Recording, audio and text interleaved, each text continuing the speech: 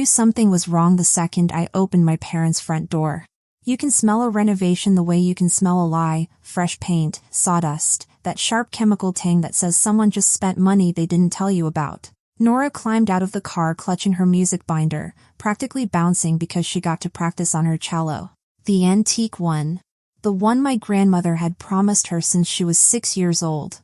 The one that lived in my parents' house in the climate-controlled music room. Are they remodeling? Nora asked, staring at the tarps and painter's tape everywhere. I didn't answer because my brain was still catching up. Nora ran to the back window and gasped. Mom, look! The backyard was destroyed.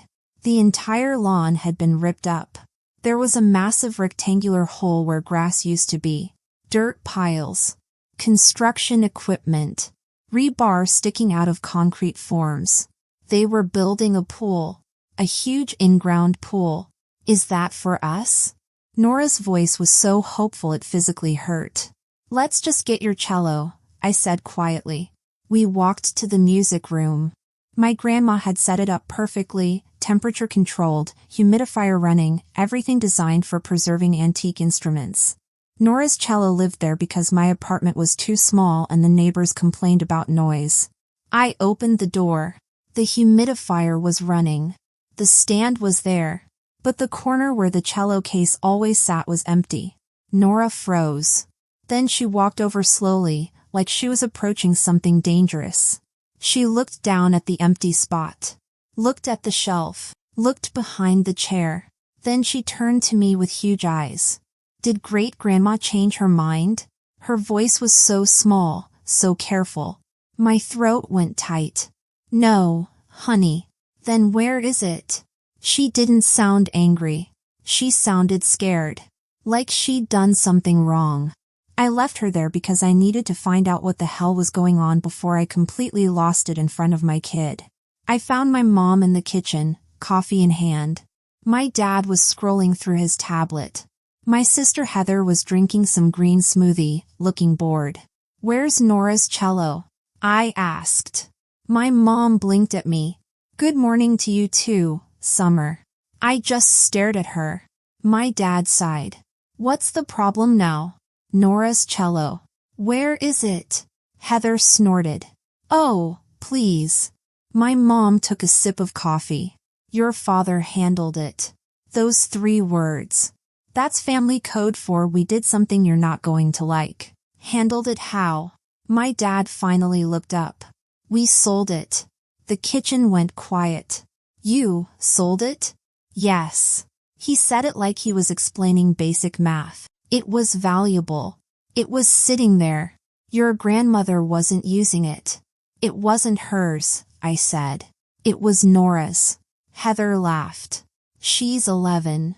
It was set aside for Nora, I said, voice shaking now. Grandma was clear about that.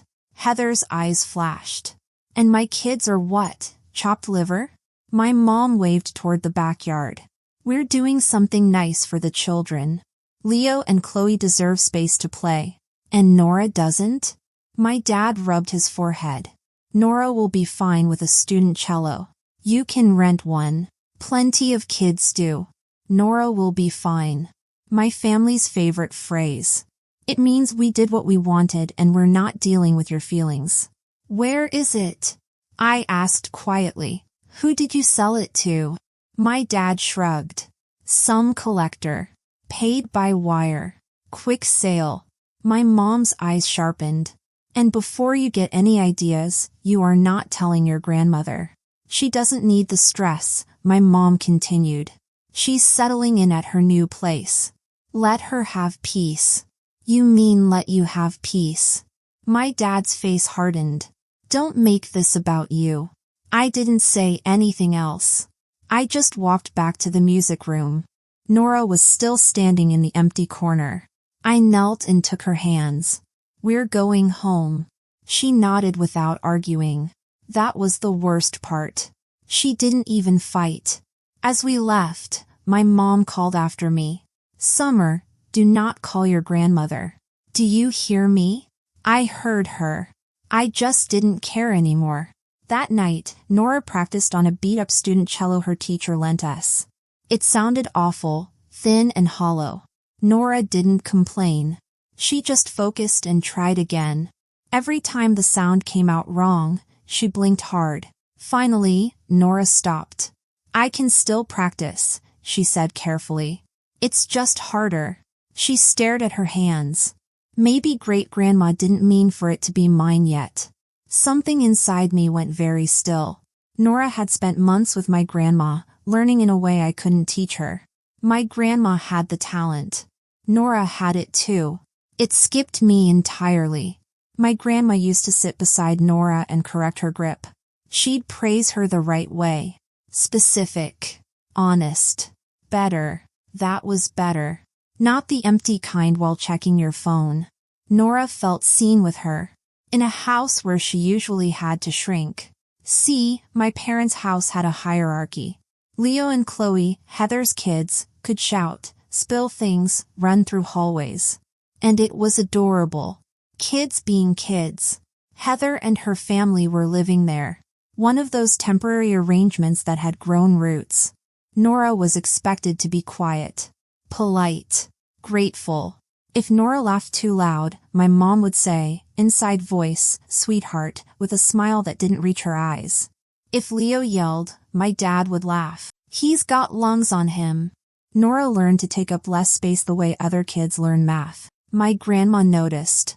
She carved out a space where Nora didn't have to apologize for existing. That space was the music room. And my grandma had been careful. Not just emotionally careful, paperwork careful. She'd had the cello appraised, photographed, documented. This is not just sentimental, she told me once. It's valuable. People get strange around valuable things. I'd nodded. I just didn't think people meant my parents. My grandma had moved out less than a week ago.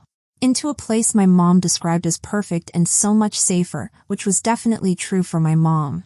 But once she was gone, the energy shifted.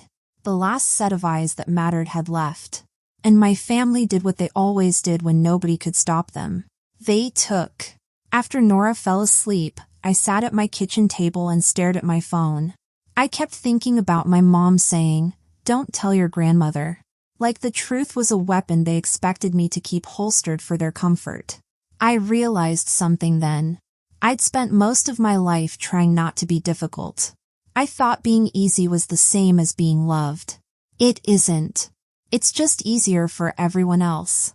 And I wasn't going to teach Nora that lesson.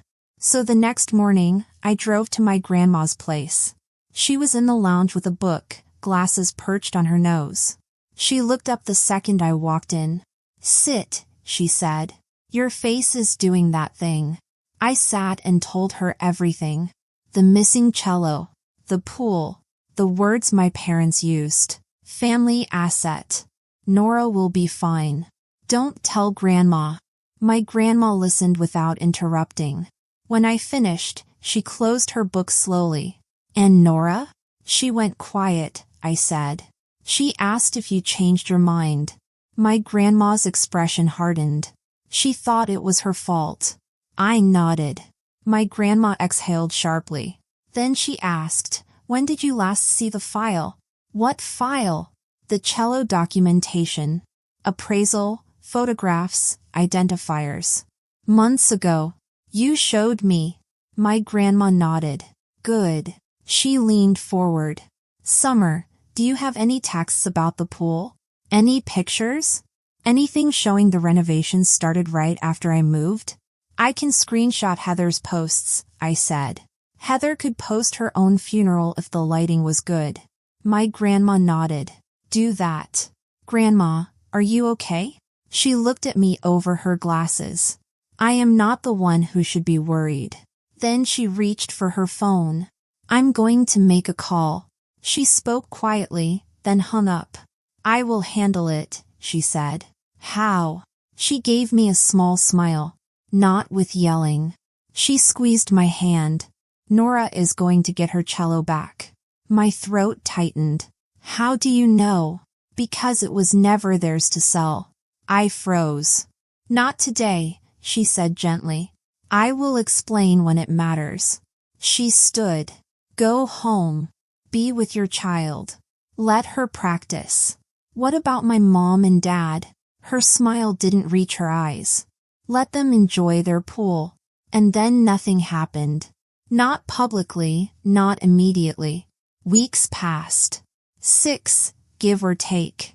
Nora practiced on rentals. It wasn't awful, but it wasn't hers. Nora adjusted because Nora was the kind of kid who adapted even when she shouldn't have to. The worst part was she didn't complain. She just got quieter. Meanwhile, my parents posted construction pictures. Heather posted photos with captions like making memories and worth every penny. No apology. No mention of the cello. Just smiling faces and a giant hole in the ground. Then the invite landed in the family group chat. Barbecue. Saturday 2 p.m. Pool reveal. Bring a side if you're coming. No, hope you can make it. Just logistics. Nora glanced over my shoulder. Are we going? I didn't have an answer. The next morning, my grandma called. We're going, she said. Grandma, what are you doing? I'm doing what I should have done earlier. She paused. Summer, I don't want Nora watching you swallow this. My chest tightened. Okay. It's in motion. In motion? The cello, she said. My heart kicked. What do you mean? You'll find out soon enough. Saturday was oppressively hot. Perfect pool weather. Perfect look how great we're doing weather. Nora wore her swimsuit under her clothes because Hope is stubborn at 11.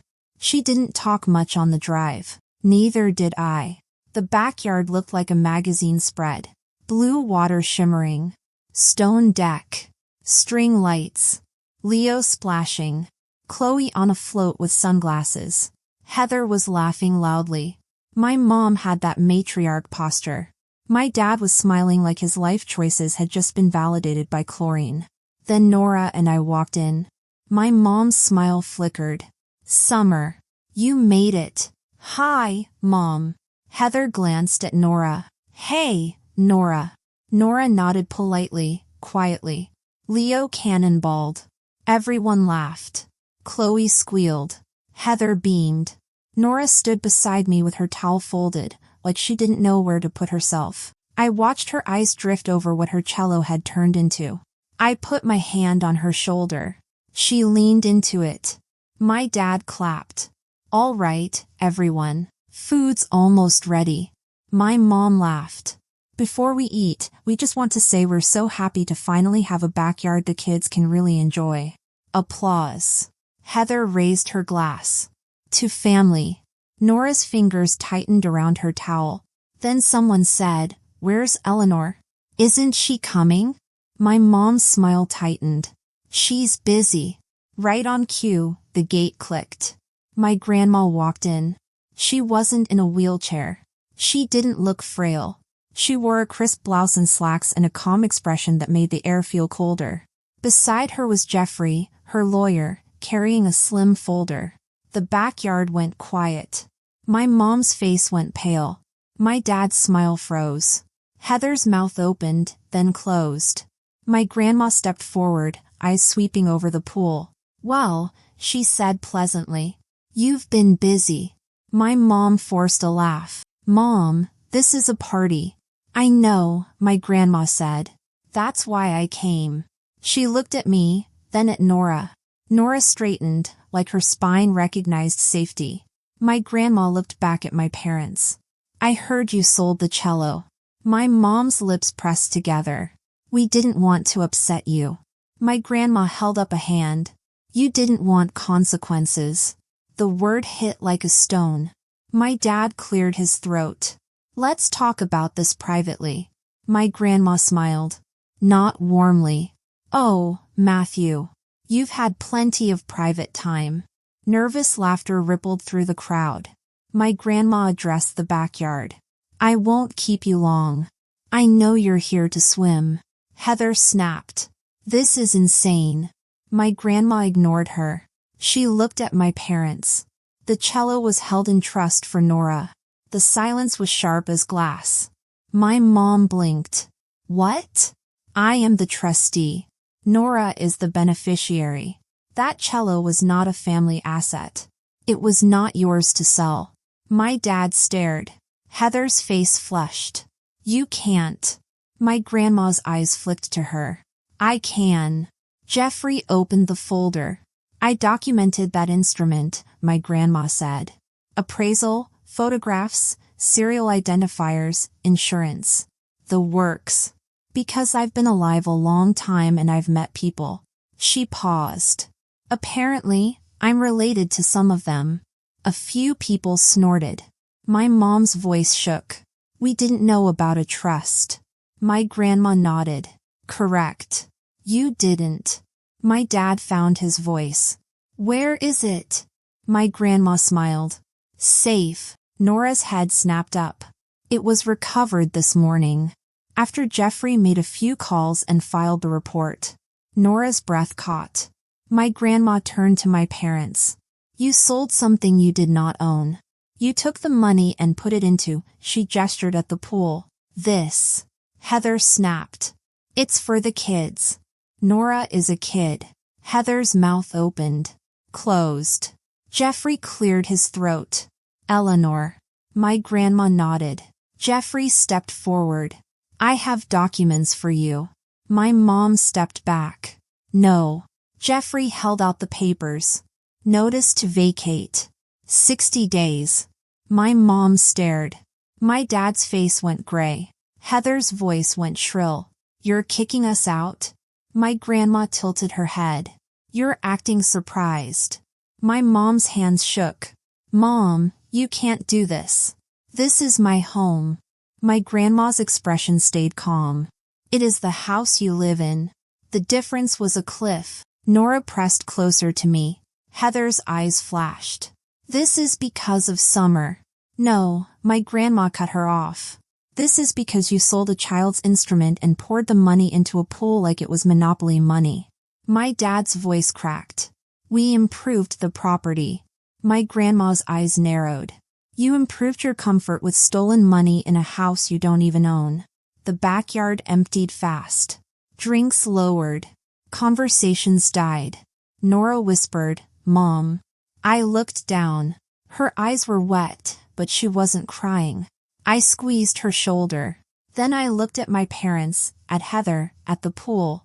And I said, clearly enough for anyone listening, Nora isn't second to your family. My mom's face twisted. Summer. No.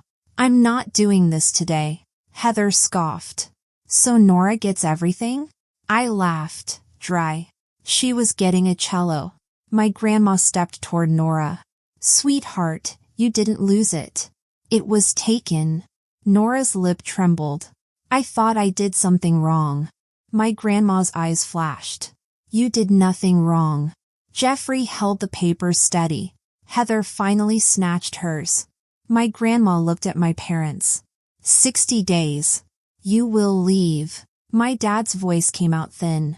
You can't be serious. My grandma's smile was cold. Try me. Not yelling. Not a meltdown. Just a line drawn in permanent ink. As people gathered their things, my mom stood frozen. Heather hissed at my dad. Leo and Chloe kept splashing because kids don't understand adult consequences yet. Nora looked at my grandma.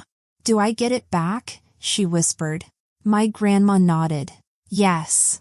Nora let out a breath she'd been holding for 6 weeks. My grandma had finally done the one thing my family couldn't survive. She stopped letting them pretend. Nora got her cello back the next day. My grandma opened the case with her like it was a ceremony. Nora ran her fingers over the wood like she was touching something alive. She hugged my grandma so tightly I saw my grandma close her eyes, letting herself feel it now that the danger had passed. My parents discovered a fun fact about selling something you don't own. People want their money back. The buyer came after them. Angry, embarrassed, not interested in excuses. The words repayment plan entered their vocabulary like a disease. 60 days went faster than they expected. They tried bargaining, guilt, rage. My grandma didn't move. They packed up and moved into something smaller, cheaper. Something without a pool. Heather and her husband didn't save them. Not because they couldn't. Because they wouldn't. Heather suddenly remembered how to distance herself. Families like mine have a talent for rewriting history. Leo and Chloe adjusted. Kids always do. Nora adjusted differently. She started speaking up more. Actually, I was sitting there. I don't like that joke. No, I'm not okay with that. The first time she did it in front of my mom's mouth tightened. Good. My grandma updated her plans quietly. She slid a folder across my kitchen table. Jeffrey's handling the paperwork. The house goes into a trust. I'll be the trustee. You'll be the beneficiary. It's protected. And it's yours in the end. The day they moved out, Nora and I moved in. Just boxes, keys, and a house that could finally breathe. The first night, the house sounded different. No construction. No performative laughter. Just quiet. The earned kind. Then my grandmother moved back in. For real this time. As the person who belonged there. Nora helped her unpack like it was a celebration. And then my grandma sat in the living room while Nora practiced. No tight smiles. No inside voice. Just music filling a house that finally knew who it was for. When spring came, Nora auditioned for the Regional Youth Orchestra and got in. She had her instrument. And something else. Proof. Proof that when someone tried to take her future and build a pool with it, the adults who mattered showed up. They told the truth. And they made sure she never had to apologize for wanting a place at the table. Thanks for listening, and if you liked this story, share it with others, and don't forget to comment and subscribe for more stories about families, justice, and people who finally stand up for themselves. Sometimes the quietest people make the loudest impact when they decide enough is enough.